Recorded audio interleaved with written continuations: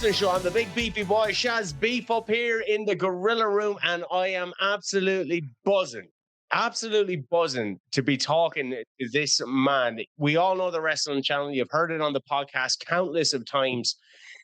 It kept my love for wrestling alive, and the man responsible for that is Sean Herbert, who joins me now. Sean, how are you, sir?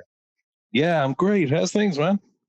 I'm so happy. Like, as you can tell, and I know you collect figures as well. Like, my love for wrestling is huge. And when I was growing up, you know, we had WCW on the Cartoon Network. You had WWF. You only heard about ECW. That all stopped. There was one promotion in town, and then I discovered the Wrestling Channel. I only ever had WWF, you know, because I didn't even get the station that WCW on, whatever it was on over here. I think my wife had it or whatever, but I was never able to watch WWF, WCW, let alone ECW. So I was like WWF all the way. And so how did it, can you take us back to the first time that you discovered something outside of the WWF and the impression that had left on you? I suppose the first time I started watching something a bit different was probably around 1999 or something. I think I read Dynamite Kid's book because I saw an ad for it in Power Slam, and then I read his book, and then he started talking about all these matches he'd had with Tiger Mask and stuff in Japan and stuff. And of course, I'd never seen any of these. I didn't know who Tiger Mask was because I'd only ever read WWF magazine and Power Slam, really. And so I went on eBay and I bought a videotape, bootleg tape of all these Tiger Mask matches, and they just blew me away. Absolutely incredible stuff. And that was the first time I'd seen anything outside of WWF, besides the odd thing here and there. You know, I'd seen bits of ECW and other stuff, but as far as, you know, on anything regular, there was nothing else on TV for us anyway. Like, I mean, because I had, what did I have? We had like Cable Link or something, which turned into NTL. You might have had something similar, I'm not sure. But we didn't have any of the channels that anything else was on. It was literally just Sky had WWF, and that was it. And so then I started just like buying the odd tape here and there, and then I started exploring other types of wrestling and seeing what was out there. And then my mind was absolutely blown by that kind of best of Dynamite versus Tiger Mask tape. And then, that was pretty much it. And then I was kind of hooked on other stuff and discovering what else was out there, and started buying other tapes and bits and pieces. So deadly buzz. I knew there was a tape trading element in it, because that's what the Wrestling Channel almost seemed like was you were experiencing what the people in the 90s experienced when they got the tape of something that they've never seen before, or a promotion that shot things in a certain way. That's what it felt like when the Wrestling Channel came up. I could only maybe allude to what people felt in the 90s when they got the Cactus Jack video over from IWA and the King of the Death match, or they got to see Chris Jericho in New Japan. It's someone trading tapes. That's what the Wrestling Channel felt like. So did you accumulate all this archival footage before you started going, maybe other people want to see it? No, not really. No, because I suppose I'd heard or seen a lot of it, but the priority really was to try and get as much as we could on air, but in better quality, because obviously getting some like 5th gen crappy VHS off eBay isn't going to be the same as getting like a copy of the top quality broadcast masters from Nippon TV or TV Asahi. So one of the first things I did really when we launched the channel was I wanted better quality versions of all those Tiger Mask matches I'd seen with Dynamite. So one of the very, very first shows we ran, it was called like a Supercard Sunday. It was like 8 p.m. or maybe 9 p.m. every Sunday evening. We'd run like a 3-hour show, basically like a nice big 3-hour block of some sort of like full pay-per-view event or full best of or something. And I made a list of like all these Dynamite Kid matches, and we got around maybe 8 of them or 9 of them from TV Asahi, in Japan, all the New Japan stuff. And then we managed to get maybe 4 or 5 other matches from Ross Hart from Stampede, which were like copies of the Masters. So we had great quality Stampede footage. And then we had a ton of stuff from ITV, World of Sport as well. So we managed to get a load more Dynamite Kid matches of, against, I think, Marty Jones, Rollerball Rocco and stuff. So then we put together like a 3-hour best of the Dynamite Kid from, Stampede, New Japan, and anywhere a lot of the UK matches he'd had that were on TV, and made a 3-hour show out of that. And I just wanted that for personal reasons, to be honest, because I wanted just like better quality versions of these matches. But as far as tape trading and stuff goes, I had a lot of kind of stuff on VHS, but it was more just a case of like, what is out there and what can we get, and just let's just try and chuck it all on. Because the premise really was just like, I was just sitting there one day with a mate around 2002, and we were just baked in his gaff one afternoon. Neither of us were working, and we just said, we were watching a Jim Cornette shoot interview with Jim Cornette, and we were just like, oh, wouldn't it be so fucking cool if there was just like, a wrestling channel that just had like all sorts of wrestling on it from all around the world and all different eras, because then you could, anytime you're bored, you could just throw it on, and it could be just, you don't know what's going to be on. It could be like, 70s stuff from Japan, or it could be current stuff from, the US, or it could be like old Stampede stuff. It could be Mexican wrestling, or it could be like a shoot interview. It could be a documentary. It could be anything, and you could just throw it on. And even if you're not even paying attention, you could just throw it on in the background. It could be something cool on. And we were just like, oh, dude, that'd be amazing. And then we kind of got a bit disappointed, because we were like, no, it's a pity it's not going to happen, And then I thought, hang on, why don't I try and do it? Of course, with like no experience, no contacts, no money, no skills, So I was just like, okay, well, maybe I can try and do it, because I got like absolutely nothing to lose, and I'm kind of quite organized, and I reckon I could at least look into it, So that was kind of where the premise came from. Would be just like, wouldn't it be cool to have something you could just throw on and watch, and it would just be like, also it could be any type of wrestling from any era, and we just thought that was a great idea. And then 2 years later, I managed to pull it off just through a complete series of blags and whatever, Can you take us through that? I think before the actual channel started, it was on like the entertainment section on Sky. So it wasn't on the wrestling channel, but I remember seeing like Sting in the Asylum for TNA and maybe some Ring of Honor stuff. And then it was like a build up to, we're having our own channel now. And it was migrating people over that. So what was the actual initial process of getting a registered channel like? Well, the guys who wanted to, the actual process of the channel was actually getting everything together for the channel was kind of a roughly 2-year process from concept to actually being on air. But those broadcasts you're referring to were like December 2003, which is about 4 months before we actually launched. They were just some test broadcasts, because the guys who put the money up for it wanted to just check what the feedback was and what the footage looked like, and gauge reaction from people, and also just see if it did any sort of ratings on like just thrown on a random channel at like 8 p.m. kind of for a few nights on the trot, and there were technical glitches with that as well, but generally it was quite well received, So the plan there was that we just ran, I think we managed to convince, we got an episode of TNA Explosion, we had an episode of Ring of Honor, we had an episode of CZW Fake UTV, and I think we might have had something else. Oh, we had some like classic wrestling TV, which we'd gotten from Todd Okerlund, Mean Gene's son. He was trying to sell us a bunch of tapes, So what we did was we just asked people, can we run this one off? Just send us one tape, just so we can run it as a test, And the classic wrestling, Todd Okerlund stuff, rated by far the lowest. No one was interested in that, because it was a lot. There was a lot of kind of like, there was some old Florida stuff in it. It was very, very vintage. It was like 70s, early 80s stuff that no one in the UK would have ever seen before, because we didn't get Florida Championship Wrestling over. So that did very, very poorly, and he wanted a lot of money for that. So we decided let's not run that.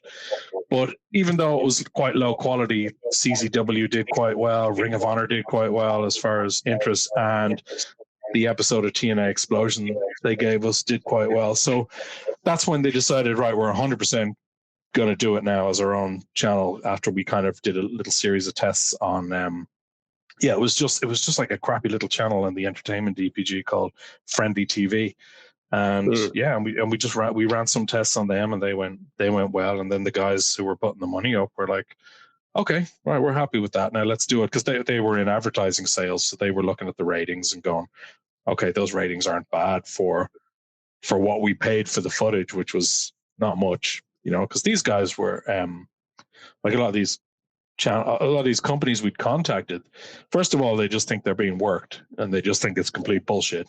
And then secondly, they're already creating that content. I think the CZW Fake UTV was on like a local station anyway in Philadelphia somewhere.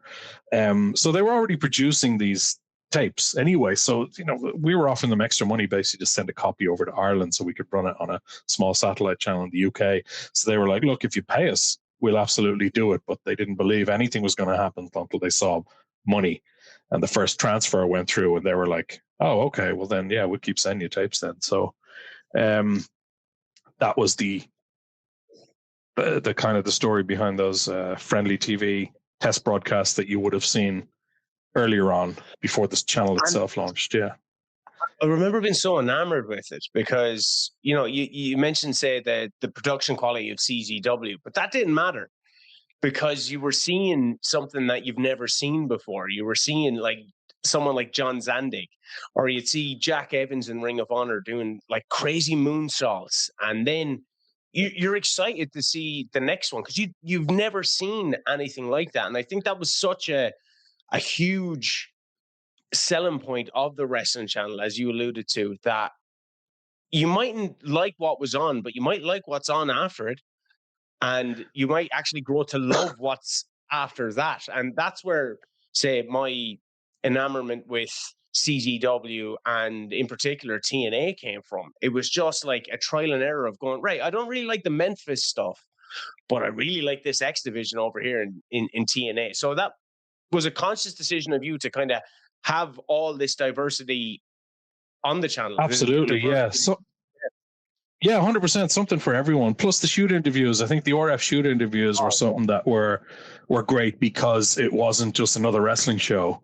It was, a 3-hour. A lot of these RF shoots, I think a lot of them ran at least 2 hours. So we'd run that as a 3-hour block with commercials, and if we didn't, and some of them that were really, really long, we'd split them over two, we'd do whoever part 1 and then Marty Jannetty part 1 and then part 2 or something. But they were fascinating because a lot of people hadn't seen those, even though the quality on some of them was horrendous. But I even found those interesting because I'd seen a lot of those shoot interviews because I was fascinated by them around that time as well. They were relatively new, and there was loads of them that I hadn't seen as well. So like a lot of times I'd be chucking the channel on myself and just like watching Gaia, Ring of Honor, a little bit of World of Sport, some FWA, see what was going on there, and the shoot interviews. So I was like watching the stuff myself, going like, this is all stuff I want to see that I haven't seen before. I'd never even heard of Gaia a year earlier, the Japanese Puro wrestling, and it was and I loved that. It was brilliant. I didn't even have any commentary on it, but it was just like they were absolutely killing each other, and that was cool to watch. So like yourself, it was like even for me watching it, even though we'd put the schedule together, the schedule for us was just anything good that was out there that we could put on the schedule and fill the schedule with. Let's just get anything from anywhere that's that's within reason, that's any good. So the schedule has an absolute ton of variety. And then I've ended up finding 3 or 4 shows that I'd never seen before that I really liked. You know, so I'm scheduling those to record on my own Skybox every Wednesday at 9 and recording, you know, Gaia and Ring of Honor and stuff like that, going, oh, this is cool, because it's much easier than trying to watch it in the office, you know, because we're trying to work there, and I'm not going to sit down and just like stick a tape on and just start watching it there. Much easier to just record it on Sky Plus and then fast forward the ads. And the Bagpipe Report as well. That was such a mind-blowing experience for me, because, you know, there was no kayfabe there. It was kind of like there was a shoot segment of it. You can contribute to it if you wanted to. I actually met Blake Norton there recently. We bought a wrestling ring off him. And I was like, "You're the guy from the Bagpipe Report. That's nuts." Yeah, Blake is sound. We were so lucky to find him because we held open auditions basically for a presenter, right? But the problem is, like, we ideally needed them to be in Ireland because that's where we were going to be shooting it, you know? So you're already limiting yourself greatly. And then we probably wouldn't have ended up doing it based on the applications we received. You know, we got a lot of people sending in self-tape videos of them presenting like, you know, a little piece to camera. And we were just, all the clips we were getting, we were just like, oh my God, these are fucking terrible. Like, they're just all so bad. But I had met Blake before at like an Irish Whip Wrestling fan convention thing that Simon Rochford ran. Simon's the guy who ran Irish Whip Wrestling, and he knew Blake Norton, and Blake was there. And what I found fascinating about Blake was that he started. He was just there, kind of hanging out, and then Simon introduced him to a few people, and he just started talking and telling stories about stuff in. About when he was training in Stampede and stuff. And just everyone was kind of gathered around him, and he was really, really good at talking and really, really good at telling stories. He had a certain like charisma about him, and everyone was like gathered around him kind of listening to his story. And I just kind of noticed that. I was just like, I said to Simon, what about that Blake Norton guy who was at the fan event like last year or whatever it was? Like, is he floating around? I think he might have just started doing the Irish Whip training school around the same time he started doing the Bagpipe Report, which was June 2004. And if we hadn't found him, we probably would have ended up not doing it, because he not only did all his own research each week, as in, you know, he prepped all of his own notes. He came up, you know, kept track of all the news, did his own intros and stuff like that. So he basically wrote the show himself, and then he turned up every Monday, and that's when we'd film it, and he'd do all of the links and open with the news in front of the little, you know, in front of the plasma screen behind him. And then we'd have a guest lined up either on the phone or in studio, and then he'd run through the news as well with Brian Alvarez most weeks. And then he would, and then we had another segment where he'd run down the shows for next week, but then he'd also answer fan mail. He'd list off upcoming shows in the UK and Ireland and stuff. So it was quite a well-formatted show for, none of us really knew what the hell we were doing, to be honest. So we kind of just put together what we reckoned a wrestling news show should be like. And Blake kind of just took the helm on that, and he was fantastic because he just had that charisma on screen as well when we pointed the camera at him, you know.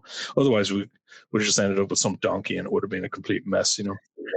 And people need to realize, like, maybe if we have younger like fans that listen to the podcast, people need to realize, like, this is before you had readily available internet. Maybe you have to log on after 6 o'clock, so the dial-up is a bit faster. There was no YouTube at this stage. You know, podcasts weren't a thing. So something like the Bagpipe Report that would peel back the curtain just that small bit for young 14-year-old me, and then find out, wait, there's an Irish wrestling company. This is absolute, like, it's mind-blowing to think of, and how readily available wrestling can be now. But at the time, it wasn't.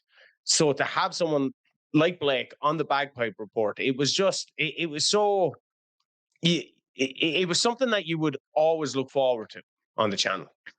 Yeah, it was brilliant. It was brilliant. It was great. Again, I mean, I'd watch it every week as well, because I would be there for the first few episodes, and then one of the guys, Dave Coffey, he ended up taking over the entire production of the Bagpipe Report. So he would film it each week, and he'd edit the whole show. So that would be like a one-person job, because we'd spend the whole Monday filming it, and we might have a few pickups to do then he'd do all of the editing, and then we'd have to get it shipped off on Thursday. So it arrives by DHL in London on Friday, on a hard drive, ready to air at 8 p.m. on a Friday evening, So we were still 4 days behind on the news, but that's as close as you were going to get it unless you were live or something, So that was deadly, And that guy Dave, who would edit the Bagpipe Report, he's the one who tagged me last week on your show when you guys were talking about the Wrestling Channel in a clip last week. He's the one who sent that to me. He said, "Here, check this out," And I was like, "Oh, no way, that's cool." We had Dave down. He did a wrestling improv show down in the comedy club. Right, so Dave, yeah, absolutely sound, yeah. Unbelievable. I met him just when he came down for the comedy club. One of the guys that does the podcast would be a bit more friendly with him because he's based up in Dublin. But sure. It's so strange to know how small the world could be. Like when I found out the Wrestling Channel was based in Ireland, I was like, "What?" I couldn't believe it because it seemed like it was so far-reaching with the different amount of products that it was showcasing. Yeah. Well, I just made sure the office was as close to my house as possible because that was the convenience of it. So we were just based up in like Howth. I was living in Baldoyle, and the office was 10 minutes up the road in Howth because I figured like, well, I don't want to travel into town because in rush hour traffic every day if it's my channel. So I want to get an office which would be cheaper anyway. Like up the road in Howth, and that was actually closer to the airport than it would have been if we were in the city centre anyway. So it worked out really well, So because a lot of everything we broadcast had to go over in Pelican cases on hard drives over to London. So like at least twice a week we had DHL pickups, which would go straight to the airport, and then sometimes we'd use a company called Wells Cargo that would do same day deliveries to London, which would be quite expensive if we like missed a deadline. They would pick something up at like 7 a.m. and have it to London by 3 p.m. same day, which was like really, really good. But it was, that's your only option unless you fly over yourself, which we did once, So that was handy for us because we were actually closest to the airport, which meant much, much handier for deliveries. But also if we had a guest on the Bagpipe Report and we had to collect them from the airport and then get them back that evening, it was much, much more convenient logistically getting them back from Howth rather than kind of battling rush hour traffic out of the city centre. So, the whole setup was based in Ireland and based up in Howth, close enough to me. And I had a few of my friends working with me and all. It was an absolute buzz. Yeah, and what kind of guests are you talking about that were coming over for the Bagpipe Report? The ones we had in studio were, we had Doug Williams in studio. He was, a lot of times it would be people who were either over for a show in Ireland or they were over in the UK for an FWA show. Yeah. And then we would get, Alex would like send them over and we'd sort them out and we'd fix up with them and stuff for like an appearance fee. So, we'd managed to squeeze in an appearance. So we had AJ Styles over, we had, Colt Cabana, Johnny Storm, Jasmine St. Clair, Alex Shane was over. We D'Lo Brown in the studio. Can't remember who else. We IWW heavyweight champion. Huh? D'Lo Brown, the former IWW heavyweight champion. Yeah. I still don't know what happened there. That was such a confusing. I was at that show, and it was in the SFX, I think. And it's like he was. I think it was 2005. This was after he'd been on the Bagpipe Report the year before. He was over in the UK doing some tours. We brought him over, did the Bagpipe Report, flew him back that evening, right? But then the following year, he's doing an Irish Whip wrestling show in the SFX theater, and he's fighting Sheamus for the Irish Whip title, right? And I was there at the show, and then D'Lo he pins Sheamus, and I'm just looking at Simon going, was that supposed to happen? Simon says, I don't fucking know. I don't know what just happened, right? And because I was confused because like D'Lo's not coming back. He lives in the States. He was only in for one show. I was just thinking, how's he winning the Irish Whip title? That's so weird. Like I was just kind of confused as to like, oh shit, was that supposed to happen? That the whole ending seemed a bit weird, but like Sheamus obviously didn't kick out and all. The whole thing was, I still don't fully know what happened, but Sheamus had to go over to Newcastle later that year at an MEW show, main event wrestling show. I think they only ran 1 or 2 shows that D'Lo happened to be on in Newcastle around, I think it was like October or November 2005, to have like a rematch and win back the title. You know, the whole thing was a bit messy. Yeah. But D'Lo's a former Irish Whip Wrestling heavyweight champion. Yeah. But he was over for the bagpipe report. D'Lo was absolutely sound. Such a sound guy. You mentioned Johnny Storm and AJ Styles. I seen Johnny Storm wrestling Kilkenny. He absolutely chopped the shit out of poor Irish Dragon. But in the Ormond Hotel. In the Ormond Hotel, yeah. Yeah. I was there for all that.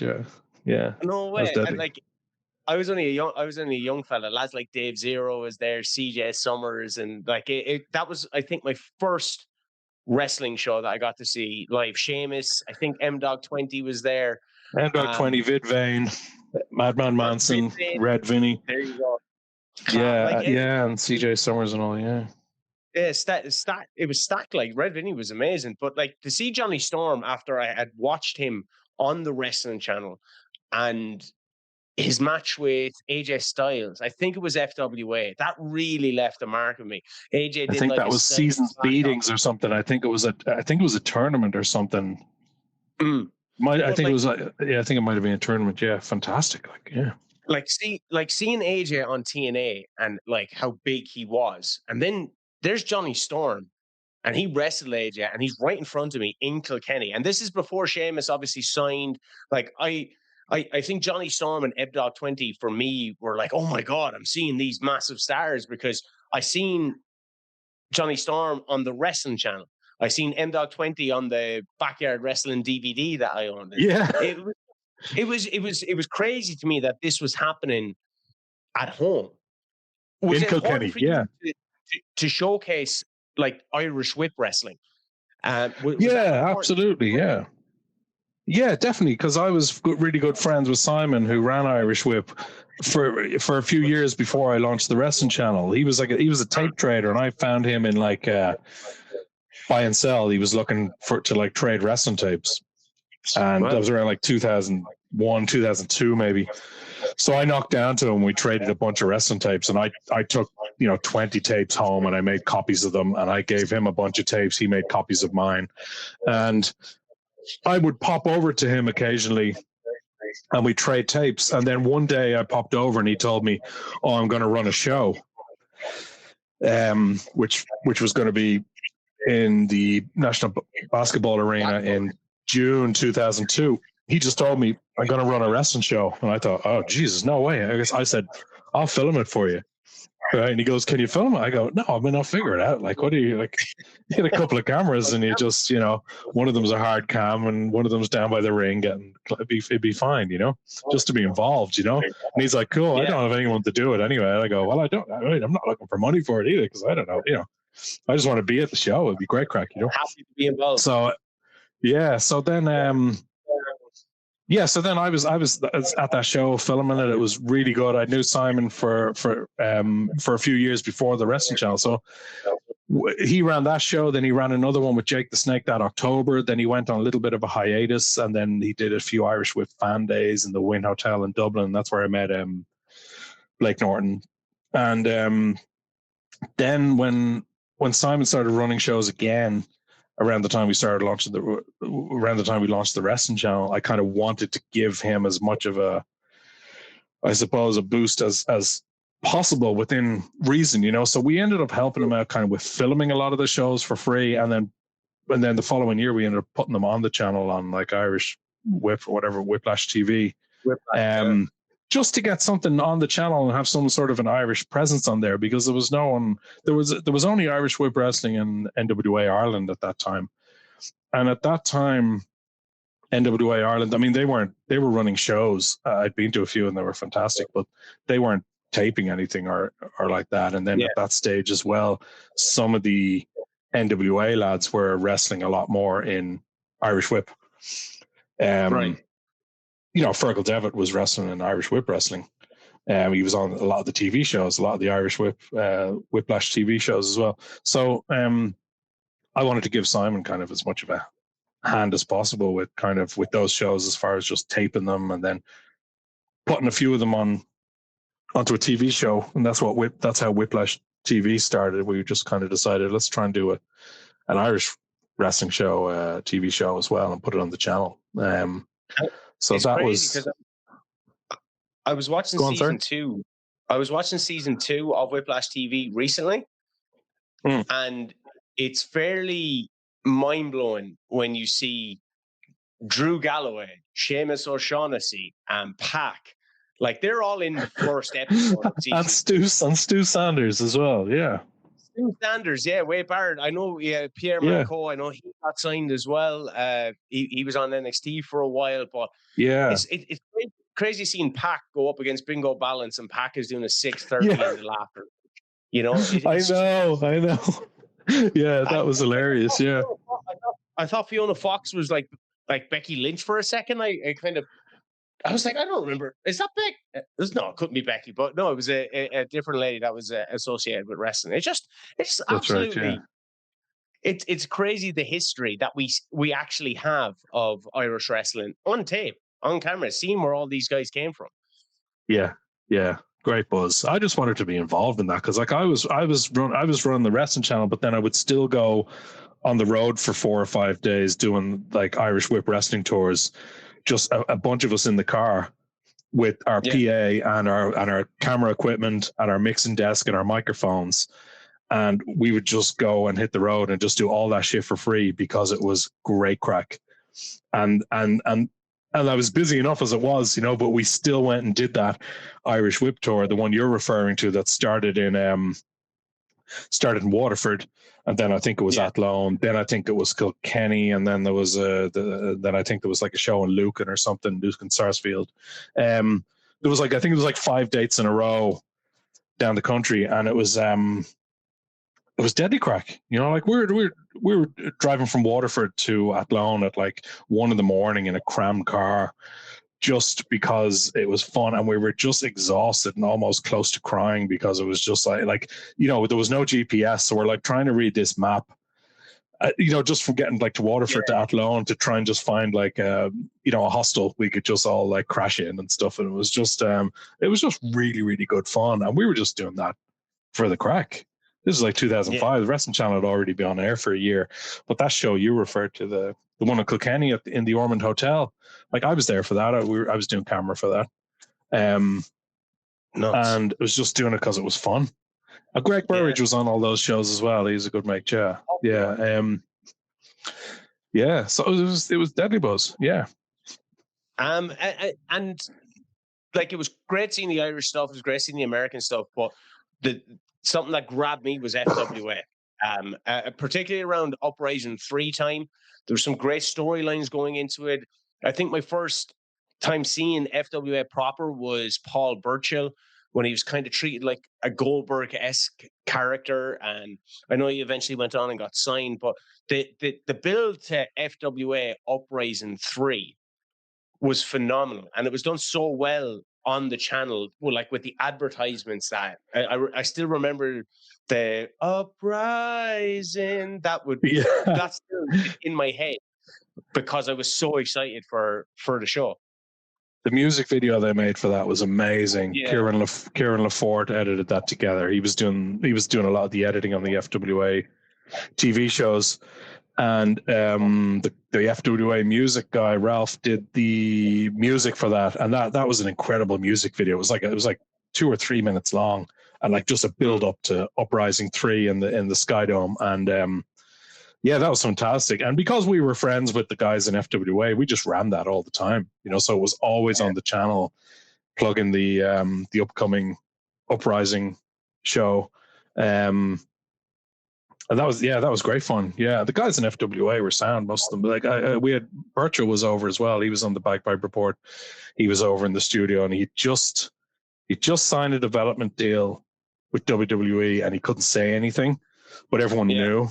So it was like he was able to say, you know, allude to things, but he wasn't allowed. Yeah, confirm, I'm definitely going there. So when we had him we were talking Blake was talking to him about a lot of stuff on the show, but there were certain things he couldn't confirm or mention, but we were allowed to allude to them. But that was shortly after that he headed off. That was, when was that? It was like mid to late 2004, and he was gone a few months later. But Bircher was again, another lovely guy. He was such really a big. sad. I remember him doing a senton over the ring post. For his size, he shouldn't have been able to do that. Because you're accustomed to a big guy in WWE and they work a certain style. So that's why the Wrestling Channel was important, because it was showing you what is possible out there. Someone as big as Paul Burchill can grab you in a rock bottom, but instead of doing the rock bottom, do a backflip with you in his hand, or do the senton over the ring post. Like it left such a mark on me. I remember a spot between Hayde Vanson and Xavier from Uprising 3 with the guardrail. I remember that the hype around someone like James Thai. That was I think it was going up against AJ Styles, and I was super psyched for that, because it seemed like James Thai was going to be a new big thing. Alex Shane, I really liked Alex Shane as well. They really had a good cast of characters. It was shot really well, and it was given such reverence on the channel that for it being a local product as well, as in, like, this stuff is going on in the UK. This isn't like some company in America. This is like, we can go over and see this, and these are kind of like, it's classic indie wrestling, as in, like, look, there are alternatives to WWE, because that was the only game in town at that time. After WCW went, obviously the only thing you could see on TV was WWE, and by 2004, that the kind of bloom was off the rose with them as well. A lot of that, ratings were dropping and attendance was down, and a lot of the main kind of characters had left, and the main draws and stuff. I mean, they still had Angle and Brock and Eddie and Chris and stuff like that, but Awesome was gone. Rock was off starting to do movies, and it wasn't. It was a few years removed from the Attitude Era peak, and the product was starting to get a little bit stale. And just kind of seeing that, like, hang on, no, there's someone like Paul Burchill out there who's just one example of many that he's out doing stuff that you're not going to see on WWE. And he's just doing it like over in the UK. So these guys aren't second rate. They're doing stuff that's like way cooler than some of the shit you're seeing on WWE, especially guys like AJ Styles. I mean, I still think, like, some of the matches I saw him have, he just blew my mind. Like, I thought he was like had to be one of the best wrestlers in the world at that time. And he wasn't anywhere near WWE. He joined TNA shortly after the channel launch. He was in Ring of Honor when the channel launched, and then he was in TNA. But, like, he was nowhere near WWE, and he was probably the best wrestler in the world at that time. Him and that kind of core American Dragon, Christopher Daniels, Low-Key, Samoa Joe, that core of kind of guys that were on a lot of the you'd see them in a lot of the same places, but they were absolutely, like, they were better than any of the kind of workers that WWE had at the time, bar Eddie and Chris and say Jericho and Angle. But that's why the Wrestling Channel was so important, because I think without that, I wouldn't still like wrestling, because of that downward trajectory of WWE. I was growing up, the Attitude Era was over, as you alluded to. If I didn't have that avenue of getting to see TNA, getting to see AJ Styles, getting to see Samoa Joe, even getting to see Eddie Guerrero when he was doing his independent stuff, like, that was on the channel too. And if I didn't know that was out there, I wouldn't have had hope of what wrestling could become, and what it somewhat eventually did. Like, if you listen to Will Ospreay talk, he says AJ Styles is one of his big influences. Where is young Will Ospreay watching AJ Styles growing up? He's watching him on the Wrestling Channel. And you think about all these people who said, this person's my influence and this person's my influence, that weren't in WWE. How did they see that? The Wrestling Channel. You look at the boom in the UK in 2016. Everyone there was watching the Wrestling Channel. It's without a doubt. You look at Tyler Bate, Pete Dunne, Trent Seven, like, they were growing up on watching these people and having an access to these people. Like great independent work done by FWA and stuff, but if they had nowhere to put it because YouTube wasn't a thing, these guys mightn't have flourished in the way that they flourished since. Yeah, it's hard to know. It's hard to, I suppose it's hard to quantify the impact, but yeah, I do get people the odd time saying it to me. Oh, I watched the wrestling channel when I was growing up or when I was a kid, and it just makes me feel older now, But Yeah. as you were saying, but based on what you said, you're probably about 10 years younger than me. And it was I hear a lot of that now because I suppose people like yourself is doing a podcast. I got a message from some guy last year, and I just saw he put up a YouTube video. He got a Raspberry Pi, and his goal was to recreate the wrestling channel on the. He's like he must be some sort of software developer. Recreate the wrestling channel on the Raspberry Pi connected to his TV, right? So that And I saw, and he made a video about it, and it's pretty much working. So he's like, he gets a Sky remote, he presses TV guide, and it goes to the EPG, and it has a list of shows that are like on the wrestling channels. You can scroll through the shows, and he's downloaded and converted. And I gave him anything I had from the channel because he messaged me of like the old promos, the old idents, and stuff like that, because he wanted to be able to go just like relive his kind of childhood, so he could just like pick up the Sky remote and point it at a Raspberry Pi, and it scrolls through all the wrestling channel programs, and he can just select one of them, and I just found that hilarious because I was just he grew up with it, and he was just like, it's nostalgia for him now. And I was saying, Danny Douglas, his name is, check it out. And I just found that fascinating because he obviously was well into it, and that's nostalgia for him now, being able to go back and just pretend he's like watching the wrestling channel as a kid or something, It's amazing. It's like there's such good. I remember, I think Man United were playing Blackburn one day, and my father wanted to watch that, but I was getting so mad because it was the day that the wrestling channel was releasing the match between Sabu and Abyss. It was the barbed wire match. Right. So he wanted to watch Man United versus Blackburn, and we only had one TV, and I was snapping because I couldn't get to see Sabu and Abyss. Like that, like the anticipation of building up to seeing someone like Sabu and Abyss, who you wouldn't see in WWE. Like that excitement of being a young guy waiting to see some form of wrestling. What you weren't getting that with WWE. You were getting that with the wrestling channel. And that's why this Danny guy is no doubt trying to recreate that feeling, because wrestling is so accessible nowadays that you can just click on and you end up watching what you like. So sometimes you don't always find something new. With the wrestling channel, you did. I didn't know I liked ultra violence until watching CZW. I didn't know about Mark Sloan until watching FWA, but I knew I liked them after I watched them because they were. Oh, you like Mark Sloan, did you? Well, I liked at the time, like going, oh, this guy was quite good. He's had a hand in training this guy and stuff, and finding out all these information about these different people. Yeah, it was good. It was just good to, I suppose, throw other options out there. And as I said, I was a fan as well, so a lot of that stuff was me viewing it for the first time and becoming fans of stuff I didn't know existed.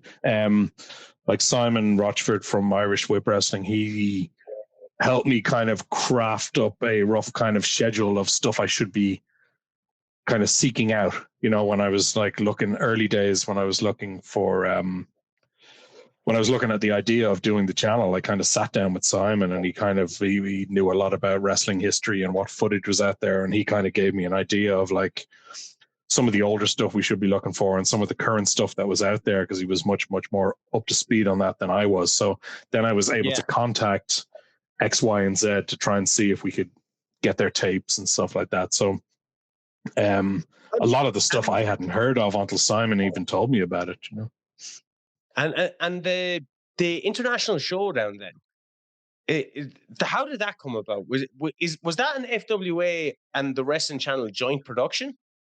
It was pretty much it was us plus Alex Shane. So basically, Alex apparently like Alex always wanted to run the Coventry Sky Dome, right, and like sell it out. And it was only a 3,500 seater venue, right, which doesn't seem like a lot now, but back then when wrestling was dead and there was virtually a very, very weak indie scene, 3,500 people was like a huge amount for a UK indie show, right? So like even the FWA only did about 1,800 for Uprising 3, which was November 2005, I think. And that was an FWA only show. That's the one they had like Terry Funk on it. I think AJ was there and a few other people. And that was about 1,800 people. So the place looked a little bit sparse. There was a lot of empty seats there as well. So Alex then still had in his head he really wanted to sell out the Sky Dome. So then he convinced me Alex, very persuasive. He convinced me that the Wrestling Channel should run a show, and that with the advertising power that we had, as in we could just advertise the show for free basically on the channel, we'd be able to sell out the Sky Dome. And I kind of like the idea of it. I thought, well, yeah, but it could be, the idea of it was that like we get all the stars who are on the Wrestling Channel, we assemble them in one place for a big show. So it's almost like a celebration of all the shows you're watching. If you watch the Wrestling Channel, you can see a bunch of the people from the Wrestling Channel at this show in Coventry. So I thought it was a great idea. It was really, really, really stressful to organize it because I'd never run any sort of a show in my life, wrestling wise. I'd helped out at a few Irish Whip wrestling shows that had a few hundred people, but like this was quite a big show, and it was also. There was a lot of logistics with flying people in and stuff, but that's where a lot of the FWA crew came in, which was like super, super handy. And Alex had all sorts of like really clever ways of working out cheaper flights and stuff like that. So, Greg Lambert handled all of the work permits and stuff like that. So he filed all them with the UK, whoever needs to receive those. So everyone had work permits. All that paperwork was handled by Greg Lambert, whom I'm assuming probably did it for the FWA anyway, so they could get through customs when they came through. So I didn't have to worry about that, which was great. I booked all the flights. But like the way we worked it with a lot of stuff. Samoa Joe, CM Punk, like you're booking these guys. Yeah, and it was funny because that was the first time I'd heard like a lot of their real names and stuff as well. Because I think it was Howard Brody or Bill Behrens. I can't remember who was handling the TNA end of things at that time. So like Petey Williams, Chris Sabin, AJ, Chris Daniels. We had to do all of that through TNA, who we had on the channel anyway. There was no problem, but all of it was done through TNA. So he sent me through like all of their real names, and I'm seeing like Phil Brooks and Sean Anoyas, and I'm just like I'm trying to wonder which guy is which, so we booked all the flights for that, which was fine. But Alex had a very clever way to try and reduce the costs. In that, like, what he would do is he would the show was on a Saturday night, so we'd fly in everyone on a Thursday or else like a Friday morning, and we kind of like rent them out to other promotions on the Friday and on the Sunday. So when they came over for that weekend, they would have at least 2 shows. Most of them had 3 shows to work. So it really made it worth their while coming over. Instead of just being one show, they would be able to do a couple of signings here and there and work 3 shows. So they would get much, much better paydays, right? So then what Alex Shane did was he said, look, we've got Samoa Joe and CM Punk coming over. Do you want them on the Friday night? And he would say that to someone like, WZW. And he would say, we give them to you for like a cheaper rate, but also you only have to pay for half the flight. Yeah. Right? And they would be like, okay, right. So we get Samoa Joe and CM Punk, and we only have to pay for half of their flight. And we also get them at like a reduced rate. Right. And then he went to someone else and he said, look, we've got CM Punk and Samoa Joe. He did this with everyone we brought over. Do you want them on the Sunday night? You only have to pay like 70% of their usual fee plus half the flight. Right? Right. So you can see where I'm going with this, right? So we ended up not having to pay for the flights because Alex got other promotions who thought they were getting a bargain, and they were on paper, right? They thought they were getting a bargain, so they're paying half the flight. The people taking the wrestlers on the Sunday night are paying half the flight, and we're paying none of the flight. And we're getting the biggest attendance, right? So like we're the ones selling the most tickets for these shows. So what you end up is, I think, like Mitsaru Misawa, Tiger Emperor, and Yoshinari Ogawa were up in a small hall in Scotland. I can't remember where it was. It wasn't Kirkcaldy. It was like anyway, on the Friday night in some tiny little gym hall in front of 100 people, you've got Misawa and Ogawa and Tiger Emperor. And there's like a small gathering of like hardcore fans I've seen video footage of it, throwing streamers into the ring. And the lads are standing there just going, where the fuck are we? We're in the middle of Scotland in like a gym hall. Like these guys were doing big shows in the Tokyo Dome in Noah at the time, But we had the guys from Noah come over. And the funny thing is we didn't even have to, I don't know who it was. I think like TV Asahi or something. They did a show for free, the Noah guys. Like we just had to pay for the flights, but then they didn't charge a fee because like TV Asahi, who we were buying the tapes off, I don't know who covered it, but either Noah covered the fees, the fees for working the shows, or else it was TV Asahi. No, sorry. TV Asahi was New Japan. It was Nippon TV, NTV that Noah was on. But the Noah guys didn't charge us anything for working the shows. We had to pay the flights, but and as a result, we still got them extra work up in Scotland, and I don't know where. I think they only did the one night. But like as a result, you just get this mad mix of like just these like really really big pro wrestling Noah stars up in Scotland on a random Friday night. So you're talking about seeing Johnny Storm or Kilkenny. Can you imagine you were like a fan of Japanese wrestling and you're just like, you see a poster in the local community hall and you're just like, sorry, fucking what? Misawa? Like from Noah? It's going to be here on Friday.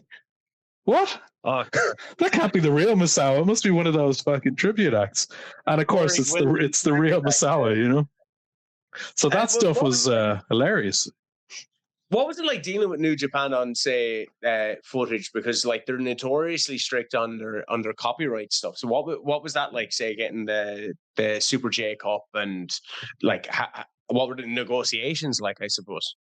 The negotiations with them were fine because we weren't dealing with New Japan at all, and we also weren't dealing with Noah directly. So we got the Noah wrestlers over for International Showdown because Doug Williams kind of negotiated that with Noah because he was wrestling there at the time, right? So Doug Williams kind of sorted the Noah stuff for the show, and then we didn't have any New Japan guys on the show. But as far as the actual tapes go, it wasn't too bad because they were a TV station, TV Asahi, and they own the tapes. So you're not dealing with the promotion for the tapes. You're dealing with the TV station. They own all the footage. So Nippon TV owned all of the Noah tapes. So we would contact Nippon TV to do our deal with Noah, and it was really really easy. And the same with TV Asahi for the Japanese, the New Japan stuff, because they're broadcasters, they're professionals. We're not dealing with carnies. Yeah. So it ended up just being like our office in London was just like who are like an airtime sales company, proper broadcast company. We're dealing with another broadcast company, and they were just doing proper contracts with proper solicitors and lawyers, and it was all very very simple. There's no carny element to it basically, which ended up being, I suppose it was just different. It wasn't because we didn't have a problem really dealing with anyone. Any one of the kind of wrestling promotions really, but it was simpler, I suppose, because there was no carny element. You didn't feel like you were going to get this like these like terrible tapes, or that the tapes don't arrive, or like the format's shot really bad, or it's degraded, or maybe you send the money and they don't send the tapes, or there was never any doubt in your mind because this was a TV. This was a broadcaster in Japan, so all of that was fine. But once we had the deal, once we canceled our deal with New Japan, though, they were just very, very firm on like, right, you cannot air a single other thing and send all the tapes back that we sent you. So there was no messing around. But of course, I mean, that makes sense, doesn't it? Like, we can't keep running the stuff if we're not paying for it anymore. But I still kind of wanted to keep the tapes. But but the good thing about the New Japan stuff was we were showing the current stuff, which at the time wasn't terribly popular. New Japan were in a bit of a slump, but it was the old stuff I was after. So we would show New Japan classics, where like we would get a lot of like Inoki matches, Dynamite Kid matches and stuff. We would get a lot of stuff from the 70s and 80s that was like really, really good New Japan stuff. So we were able to just request old matches. And like I requested like the Super J Cup because I knew that was like a kick-ass show, and I'd only ever seen a really crappy VHS copy of that. So that was one of the things, for personal reasons, I was like, oh, we should show like old New Japan. And then I request like, oh, we should show like maybe like the Super J Cup '94. So then I got like, copies of the Masters for that, and I just ripped copies for myself. Amazing. I still have that on tape from taping it on the channel. That and CZW Best of the Best with Jody Flesh and Johnny Storm over there, and Trent Acid, the Backseat Boys. Like, that was a great show. Amazing show. And was that you once again kind of like hearing about it and saying? I heard this CZW Best of the Best 2 was like one of the best tournaments ever. And like that Johnny and Jody had like one of the absolute best matches on the show, and one of the best matches they'd ever had with each other. So that was something. A lot of that stuff was kind of just on my wish list for personal reasons, because I just wanted a better copy of it. So a lot of the, like with the Dynamite matches and like with the Super J Cup, like I had a crappy VHS copy of that, and I was kind of like, I mean, I wouldn't mind upgrading that.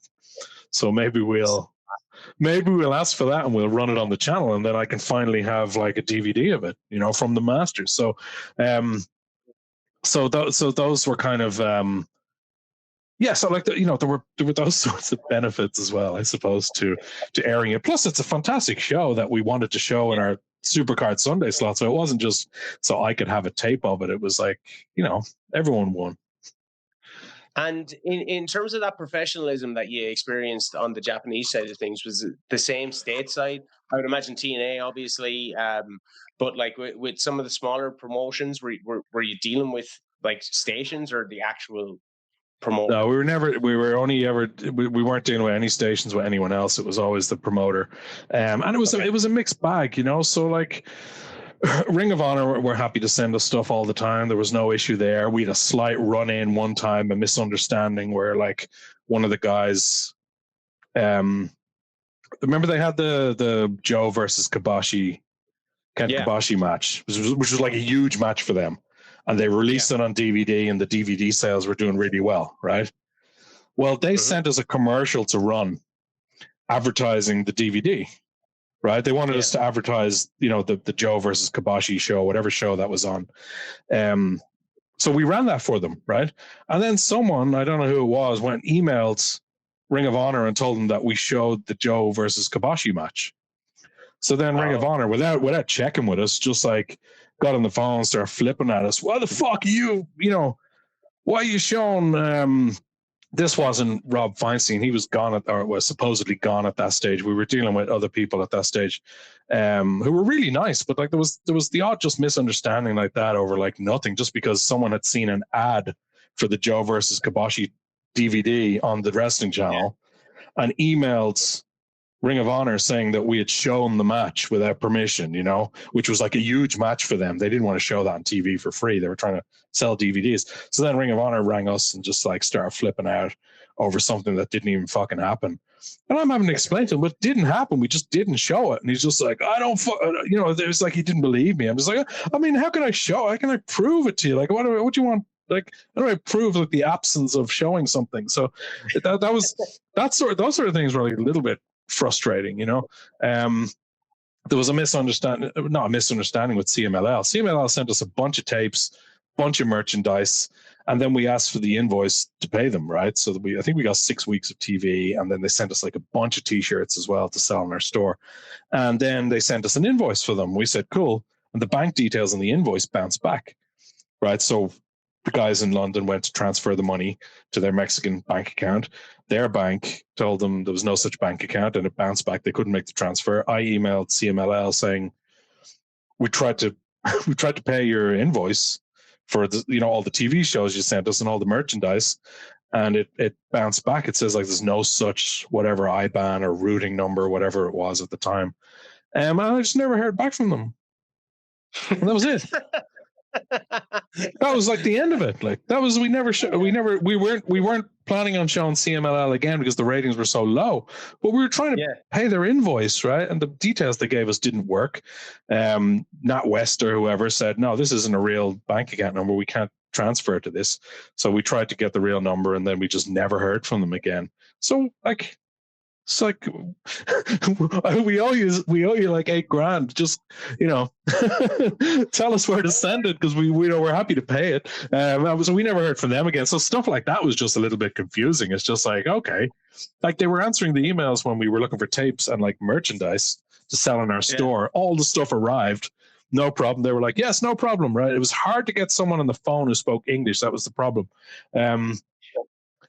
So when we called them, it was just completely pointless because they didn't speak English. I didn't speak Spanish. So we're just sitting there going, okay, look, I'll send an email, see if you can get someone to read it, right? So we could manage to get the deal done, though, and it was fine. But that was the very last email I ever sent. I think I chased it up again, and I never heard back from them. And we were just like, we just want your bank details so we can pay you, dudes. There were just little misunderstandings like that, Was there anything you ever tried to get that you couldn't get? Like something like you mentioned the Super J Cup, maybe the best of the best. Was there a piece of content that was almost like the Golden Grail for you? There were specific companies that we tried to contact that we found it very, very hard to hear back from, or we just never made contact with, like FMW and All Japan Pro Wrestling. So we just never heard back from them. So. Like it was hard, a lot harder back then, I think, trying to contact people because you go to the website and you're trying to even find out who owns these tapes, and then you're trying to call a phone number and someone might pick up and they only speak Japanese, I only speak English, and there's an 8-hour time difference, so I'm having to ring at like 8 a.m. my time just to catch them before they leave work. So the time difference is awkward as well. Or I think they were actually plus 9 hours. So I was it was just awkward trying to get these deals done because they spoke better English than I did Japanese. So All Japan we couldn't manage to get. I think there was a lot of really, really good All Japan stuff from the mid 90s that would have been good to show, but they were on their last legs really in around 2003, 2004 when we were seeking out the footage. They didn't really seem to have like a contactable office. Same with FMW. They had a lot of like older tapes that would have been good to show. We couldn't get in contact with them. So, but I suppose once we made contact with someone, though, they gave us whatever we were willing to pay for. So like ITV, for example, with like the World of Sports stuff, they gave us through, I think we received about 60 pages faxed of like hard copy list, really, really badly formatted list. That was all they had, because those tapes had never been dusted off in years. Wow. So when they were sending us tapes, they were having to convert them for the first time in years. So a lot of those tapes hadn't seen the light of day in like 30, 40 years or something.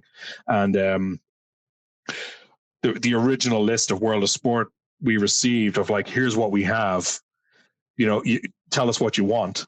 It was like a big, massive faxed list of like 40 to 60 pages of just really bad caps lock text, and we were just like, oh fucking hell, I don't understand any of this. So I just passed it off to someone else, and they went through it and they started putting together a list of like, right, request this match, this match, this match, this match. I think John Lister didn't mind sifting through it. He knew a hell of a lot more about the old British wrestling than I did, so he went through that list. I think I just asked ITV to send it directly to him instead.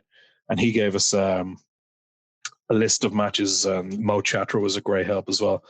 Just a list of stuff to request. But I suppose once we had a deal in place and a relationship in place with like ITV, it was more just a case of like, right, what do you want? You know, because they weren't making current wrestling shows, so it was more a case of, well, what do you want from our archive? And New Japan were like, right, we'll send you our current stuff, but we also wanted to show some of the old classic New Japan as well. So they said, well, just tell us what you want. So it was more a case of like us going, oh shit, right, well, what do we want? I don't know.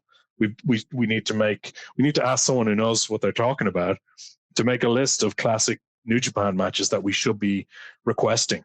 And that's where we would get, you know, the likes of Mo Chatra and stuff who knew a lot more about Japanese wrestling to request some of these old classic matches. But once we got in touch with someone, there was no problem. They'd send us whatever we wanted because we were paying. So were you ever in contact with, say, WWE? I know it was always Vince McMahon's dream to have like a network, but was there ever any type, and I'm not suggesting to show their content or anything, but was there ever any like back and forth between the wrestling channel and, say, someone in WWE? No, because we knew we had contacted initially the WWE London office, right? There was a guy in there called Dominic Hayes, right? Because I think we originally called the WWE licensing department in in Connecticut, and we spoke to a guy called Joel Satin, who told us everything like that would need to be done through our London office. That's why we have a London office, right? So any kind of licensing deals for the UK would have to be done through our London office. So I was dealing with a guy in there called Dominic Hayes, and I asked him what would be the story with showing old WWF and WCW, who they had at the time, tape libraries, on the channel. When I came up with the idea for the wrestling channel, the plan was ideally to show old WWF, right? And also show old WCW, because that would be doing a hell of a lot better ratings than some of the stuff we were showing. But that just got shot down fairly quick. So their London office just got in contact with the US office, and they just said no. And then he got back to me and said, no, they said no, it's just absolutely not going to happen. We have an exclusive deal with Sky in the UK for all content, so we can't give you anything. So that shut that door right down early on, you know. So like within 3 or 4 months of me starting to look into launching the channel. But what was available at the time was ECW, and we originally had like the ECW stuff lined up to show, but then WWE bought that library shortly. What were they called? They were called like Old Iron Sports or something. Someone owned the ECW library, and then about 6-7 months before we were going to launch the channel, the ECW library got bought by WWE. So it ended up being like, right now we don't have that stuff either. So, well, I didn't know that. I thought the ECW, when WWE bought ECW, they bought the library, but obviously not. No. Well, they didn't buy ECW, did they? Yeah, I think it was in like bankruptcy court, because I've got the name of the guy here. It was, do you know what it was? Yeah, so there was a guy in California, because I have his phone number here and I still have it on my old contact list. The name of the company was called Power Sports, and the guy was called Tal McCabian. And I was dealing with him for maybe 8 months or something, as far as, you know, what he had. And we were originally going to buy, this would have been late 2002, early 2003. We were originally going to be showing ECW because they owned all the tapes, this company called Power Sports in California. But by the time that we got closer to launching the channel, those tapes and everything just got sold. WWE bought the whole lot of it. So that ended up being off the table as well. So that was kind of... They had released the DVD then of the Rise and Fall of ECW. Yeah, what year was that? What year did that come out? I think that the Rise and Fall DVD. They did 2004, because they did the One Night Stand in 2005, and that was off the back of the success of the DVD, apparently. That's right. November 2004, that DVD came out. Yeah, but they bought that footage about a year to 18 months or so earlier from Tal McCabe and at Power Sports, because I was dealing with him. I was put in contact with him from saying that he owns the library at the moment. So, and then one day I give him a call and he just says, "Oh, we've just sold it. Sorry." Were you getting any indication of like what was like TNA? I would imagine was a big draw for ratings, but did you have an indication of like which companies were either gaining steam or that were certain guaranteed rating draw? It was World of Sport carried the entire channel for the entire run, Really? pretty much. Yeah. Wow. So and nothing came close. Right. So like those old ITV World of Sport tapes, right? We ran a 2-hour block on a Saturday afternoon in the old World of Sport time slot. I think we ran 2 p.m. to 3 p.m., then 3 to 4. And then we had a bunch of repeats throughout the week as well, because we wanted to maximize the amount of times we could run it, right? Because it was doing good ratings. But we put it in the original kind of time slot as its first run weekly slot. And then we ended up increasing that to 3 hours. We did 2 p.m. to 4 p.m. To 5 p.m. every Saturday with the World of Sport. But all of the World of Sport stuff did, like 5-6 times the ratings of even the second best show, which was TNA. Really? It wasn't even close. The channel didn't completely lose its whole because we had World of Sport on. Everything else would have lost us money much, much faster. They're just the cost of running a channel back then were like, they weren't cheap. Most of the large costs were the satellite uplink and the space on the satellite. Wow. So that wasn't cheap, So like that was like even just the transponder capacity, which is like your bandwidth space on the satellite. We were on Eurobird 2. It's like £600,000 a year. Just for your space on the satellite, right? And then like the uplinking to the satellite is a separate fee. Where you send your signal up to the satellite, and then the satellite dishes receive it from the satellite, right? So that the uplinking was a separate fee. The play out was a separate fee. The guys we would send all our footage to who would actually broadcast it, right? Who would actually run it with the ads interspersed and send our signal for uplinking. That was a fortune.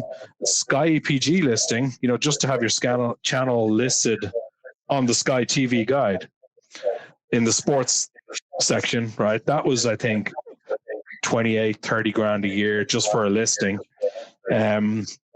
So like the cost of running the channel they weren't cheap before you even get started.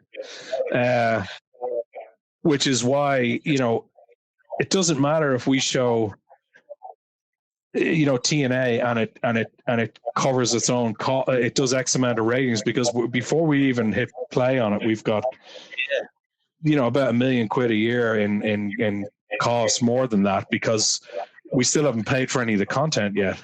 Like those costs I just described are just all satellite and play out related. That's not staff.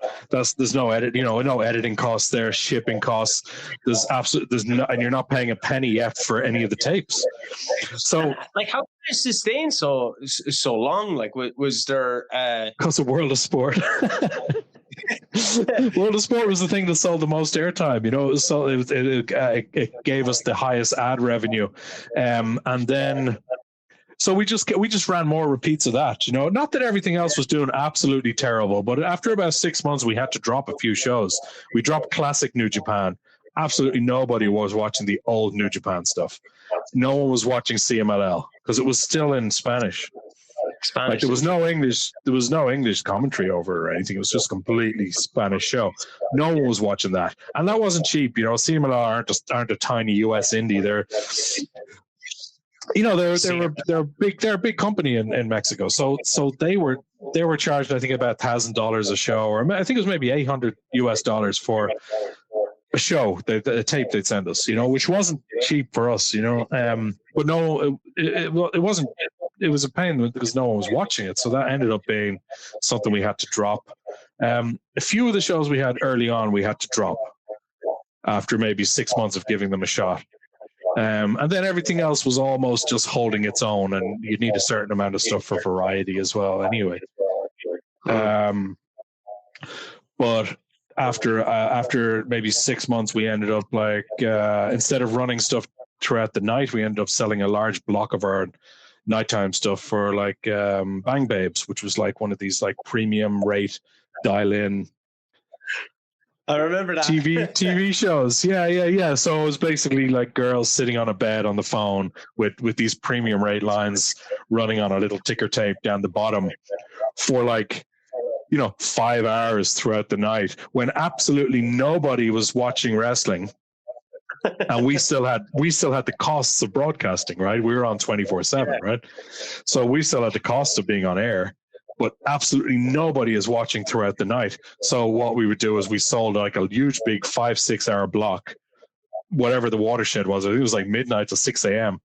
We would sell that time to a premium rate phone line company called Bang Media, who were based in, they were actually based in Ireland. It was a friend of mine's dad. They're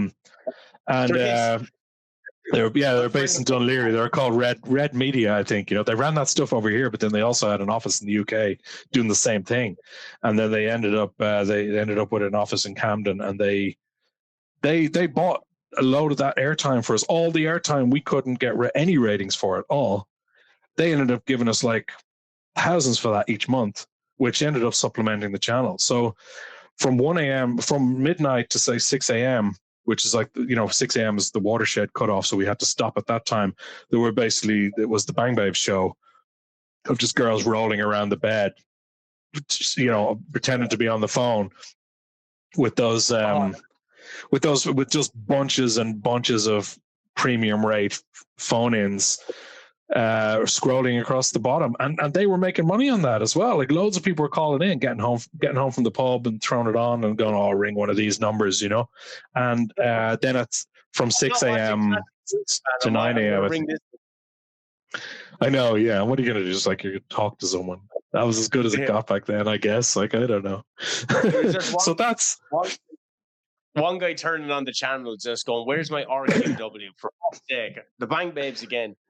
Yeah, damn it, Bang Babes. And then from 6 a.m. to 9 a.m. we ran teleshopping, which was like another sold on slot where we could just sell, you can only sell a 3-hour block a day of teleshopping. So we sold 6 a.m. to 9 a.m. to whatever teleshopping crap was being aired at the time. Maybe they're selling super mops or something, I don't know. So but that supplemented the channel though, because we were getting good money from the Bang Babe stuff, which was completely dead air to us. Like we weren't getting anything for that if we had just ran wrestling and sold advertising.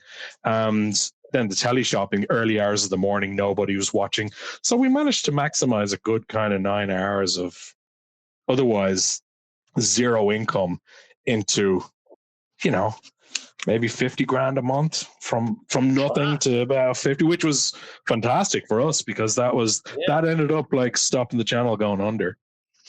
And it also had a lot of like criticism on the forums and stuff like that. But the way we saw it was just like, okay, well, the channel would die without it.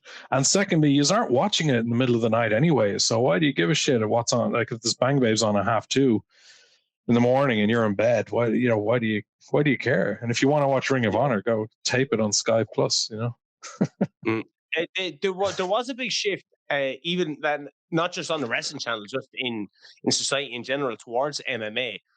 That became a big thing on the channel before it kind of faded away. Yeah, there was so a lot of the wrestling content was doing less and less ratings, and there was a few promotions, for example, that we had started off showing, and they just went out of business in the time we'd been airing them in that like 2-year period from say 2004, 2005. We'd lost FWA. What else was gone? 3PW was gone. Gaia Japan was gone. So there were a lot of and then obviously a few of the stuff we just stopped showing, like CMLL and stuff. But there was a lot of stuff that had either gone out of business or we just had to get rid of because it wasn't doing any ratings. And MMA was getting very, very popular around 2006 with the first Ultimate Fighter. It was really kicking off, and there was a lot of MMA promotions in the UK as well. Cage Wars, Cage Warriors, Cage Rage, Cage something, King of the Cage, Super Cage, Cage Daddy. There was a lot of there's a lot of that sort of stuff getting more popular in the UK as well. So we figured, look, we better diversify here. So from 2007, we became like TWC Fight, and we just started interspersing the schedule with some MMA, which we had to because there was decent enough MMA content out there. MMA was getting much bigger since the Ultimate Fighter happened in I think the first season 1 aired in 2006. And that exploded then for UFC as well, and it got much more popular. So we just had to ride that wave a little bit, just in the quest for ratings and in the quest to just stay afloat. Really, just try and diversify, and if something's going to do some ratings and we can sell advertising during it, then throw it on the channel, I guess. And the decision then to ultimately end the channel, like, was that must have been a tough one for you, or was it purely business at that stage? Because you were showing less wrestling, showing more MMA. Were you still enjoying the channel yourself? Like, how did that come about? Yeah. I was still enjoying it, but the like in 2007, I think we were still kind of like break even, which was fine. We would have kept going if it was break even. But what happened was the Fight Network launched in Canada, and I think they were on it for about a year. And they I don't know when they launched, but they'd been going for a little while, and they had plans to launch elsewhere besides Canada. And they contacted us because we had the rights to a lot of the stuff that if they had tried to make a move into the UK, we were showing a lot of the stuff they were showing, except they were showing it in Canada, right? Which would have been Fight Network showing a lot of the kind of like the B tier MMA stuff. They weren't showing any UFC. They weren't showing any Pride, who I think was out of business at that stage anyway. And we were showing a lot of that B tier content, the same as we were with wrestling, right? So they wanted to launch in the UK. We had the rights to a lot of the stuff they wanted to run. So then they contacted us and just said, well, how about we buy your channel? And I think the guy in our London office, who was the guy, the Dolphin Television, who had put up most of the money for the wrestling channel to begin with, they contacted them, and he just said to them, okay, right, £1 million then. And they said, yeah, okay. And then we sold the channel to them. I think it ended up at like something like £880,000 or something. But it was we ended up selling the channel to them, the Fight Network in Canada, and so from the 1st of January 2008, they took over the channel and it got rebranded to like the Fight Network. UK or whatever. I can't even remember what the branding was. And we kept a lot of the shows we had, and then we started showing some extra shows that they had sent us. So they would do little, they would show some boxing and stuff. We never showed any boxing. So we started showing a few boxing matches, and they also had like these links and stuff like that, these kind of like news bites with Mauro Ranallo and Big John McCarthy and stuff like that. So we'd started showing a lot of stuff like that. But the problem with them was they didn't pay their bills. And like it was okay at the start of January, and then the recession hit in 2008, maybe around August, September. People started getting signs of like, okay, stuff's not as cushy as it seems worldwide, and then everything just crashed. That was like the huge worldwide economic crash of late 2008. And what happened was the Fight Network just stopped paying their bills. Now, luckily for me, under Dolphin's advice, they told me that I should get paid, ask them, because we kept doing all the production work for them because we were already set up to do all the production. So we were showing what we were already showing. The Fight Network were sending us additional footage, which we would edit and put on the channel. So we were still doing what we were already always doing, but we were getting paid monthly in advance just to make sure we didn't get fucked. And I think that the guy, David Goffin at Dolphin, told me to just make sure you get paid in advance each month. So you're not going to end up getting fucked over if anything goes wrong, right? And then what happened was September, October rolls around. Sky hadn't been paid. Globecast, who were doing the uplinking and the satellite space and the playout, they hadn't been paid in a couple of months. Another company who were doing our schedule software hadn't been paid. And I can't remember what date it was. Might have been the 1st of December or something. Sky pulled the plug on it because they just said, we haven't been paid in 2 months. You're gone. And they'd been given warnings and stuff like that. So basically the Fight Network just left a bunch of unpaid bills in the UK, and then they just fucked off and they didn't pay anyone. Isn't it great? Like when we started the conversation, you said, it was just you and a mate, and you were baked, and you were like, "Would be cool to have a wrestling channel." And then you get to the wrestling channel sold for nearly $1 million. And you're like, "What?" Just from in the span of 6 years? 4 years. It's the span of 6 years from the idea. Yeah. This was like we obviously sold it late 2007. So from January the 1st, 2008, we didn't own it anymore. It was the Fight Network UK, and we were still running it for them, but we were just being paid to run it as providing production services for them. But they're the one. I mean, they're the ones who fucked it, But to be honest, coming into the recession at the end of 2008, we probably wouldn't have survived that anyway. If they couldn't pay the bills on the channel, we wouldn't have been able to, because obviously they must have mounted up some debt and not been able to pay it. And we would have probably been in the same boat, but because we were financed by another company in London who knew all these people, they would have ended up paying their bills and then just shutting the channel down. Whereas the Fight Network just fucked off, left a bunch of unpaid bills, and didn't give a shit because they were in Canada. And I think a bunch of companies tried to sue them. They ended up closing down the company, opening up again, a different name.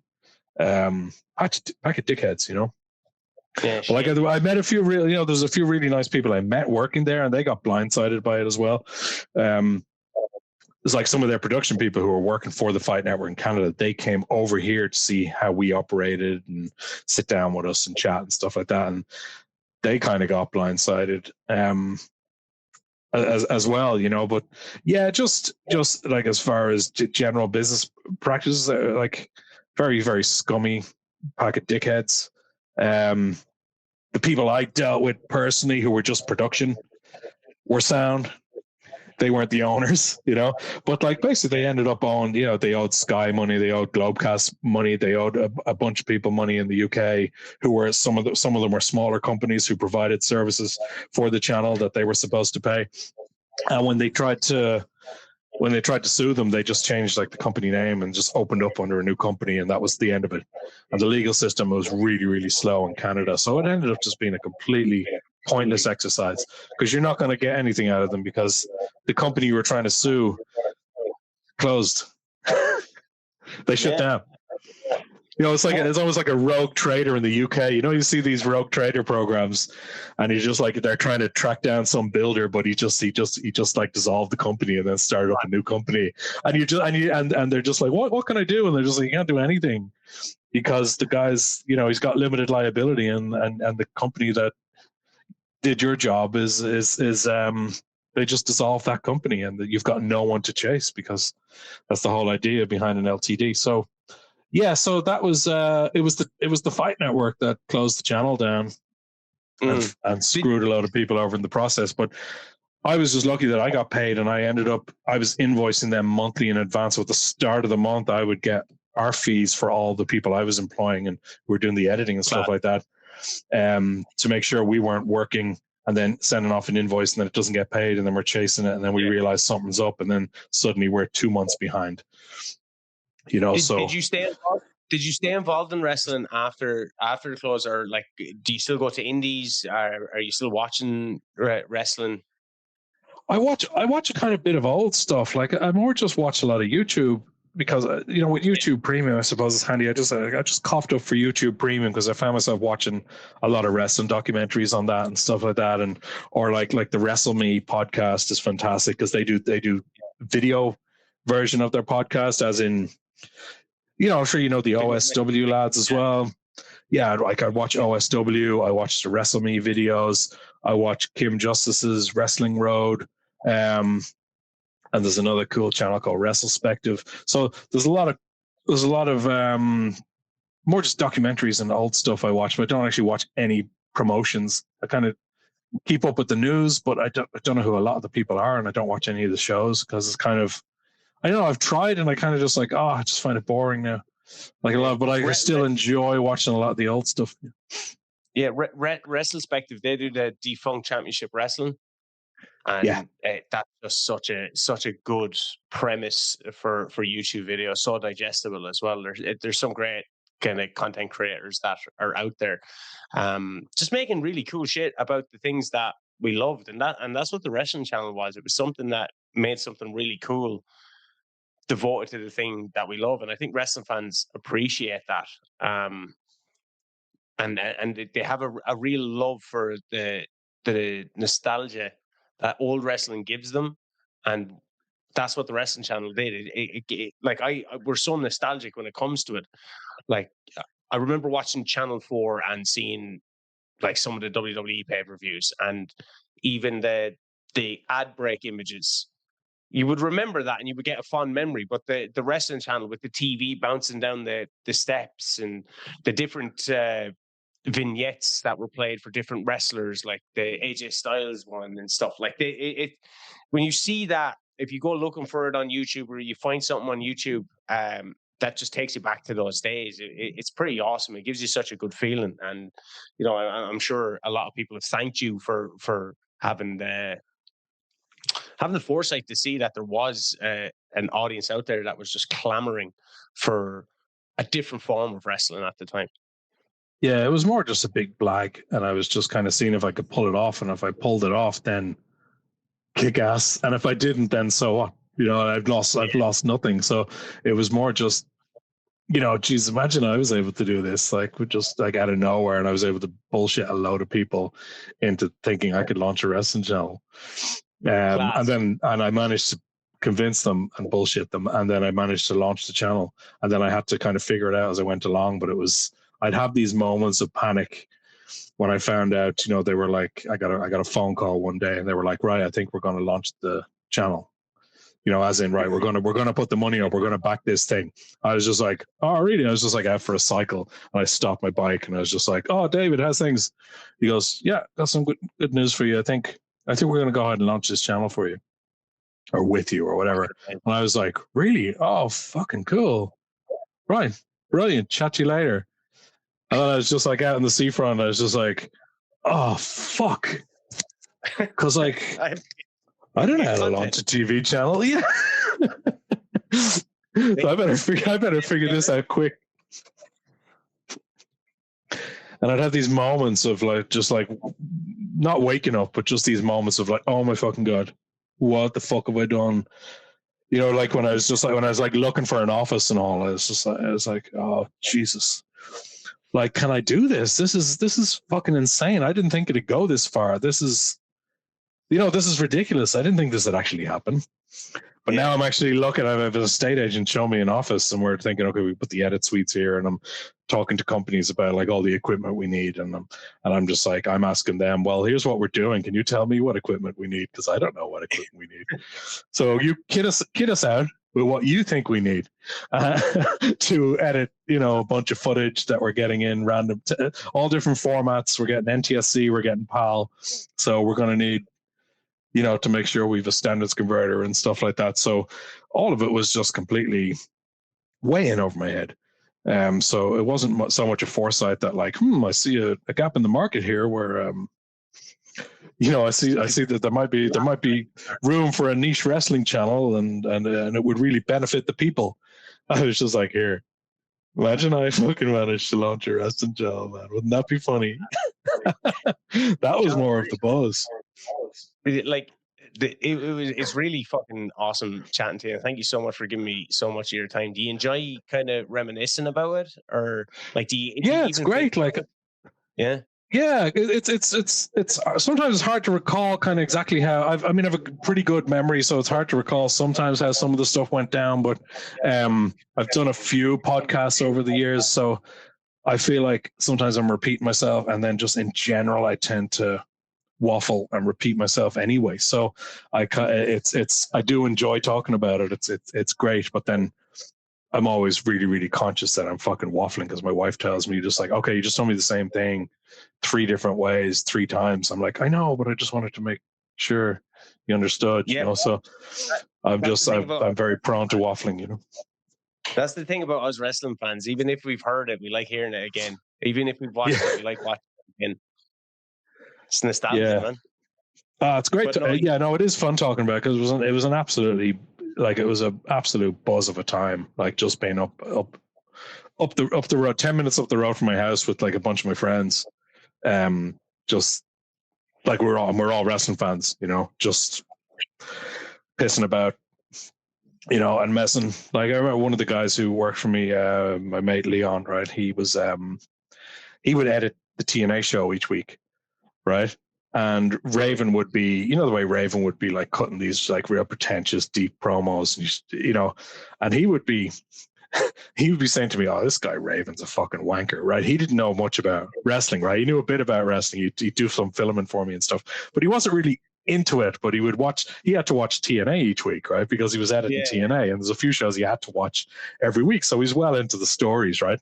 And he just got, "Oh, this fucking Raven guy is fucking seems like a dickhead," right? And then Raven came over for the for like an Irish Whip wrestling show. It was like the week after he wrestled in Waterford at the Forum in Waterford. I can't even remember what year it was. It was 2005 or something. But him and someone else were at the Wrestling Channel offices. They came up to the Wrestling Channel offices, Raven and whoever was ferrying him around. I think it might have been Simon from Irish Whip. They came up to just like pop in, you know? And Raven said, "Oh, so this is the Wrestling Channel thing I heard about. Oh, cool. So what are you watching here?" And he's walking around a few of the editors, just kind of asking them, "Oh, what are you editing?" And one of the girls is like, "Oh, I'm doing Ring of Honor," and someone else is like, "I'm just cutting this Noah episode," you know. And then the guy, my mate Leon, he wasn't in, right? So Raven says he wants to sit down and watch some of that old British stuff. He goes, "Put on some of that old British stuff for me."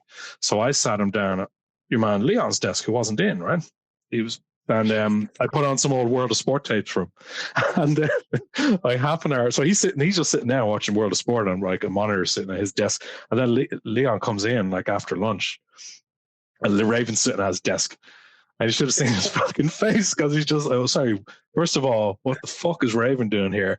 And then second of all, like I was this close to telling him, "Here, Raven, he's been slagging you off, man." Yeah, he's been saying you're a massive knob, like, yeah. But his face just went completely red, because he was just like, because he knew he'd been slagging Raven off, and then he was thinking like, "You didn't say anything to him, did you?" Do you know what I mean? Also, why is Raven sitting at my desk, and am I allowed to tell him to get the fuck up off my desk because I have to work? You know what I mean? Am I just like, "Here, could you, you know, you're sitting at my desk, I need to actually get some work done here," you know? So I need to things like that were like, huh? I need to go edit you now, Raven. Get out my desk, please. Yeah, exactly. So things like that were kind of moments I look back on fondly, where it was just I'm putting my mates in awkward positions and stuff. You know, it's a bit of crack. You know. So, Sean, it's been awesome talking to you. Thank you so much for giving me so much of your time. Oh, it's a pleasure. Yeah, absolute pleasure. It's great. Thanks so much for asking to have me on. And your podcast is fantastic. And it was great getting the shout out on it last week. And I can't believe I'm looking at the recording time here. I can't believe it's been that long, but Jesus Christ, cut that shit down. Sean, thank you so much. Sean Herbert, the creator of the Wrestling Channel, something that gave us so much joy as we growing up. As I said, influenced so many of us as well. I'm still involved in wrestling. You've had people that are in the top companies that have been showcased on the Wrestling Channel, that have influenced others on the Wrestling Channel. It was a truly magical time for being a wrestling fan and giving us an alternative. Sean, thank you so much again. Thank you so much. Appreciate it, man. Thank you.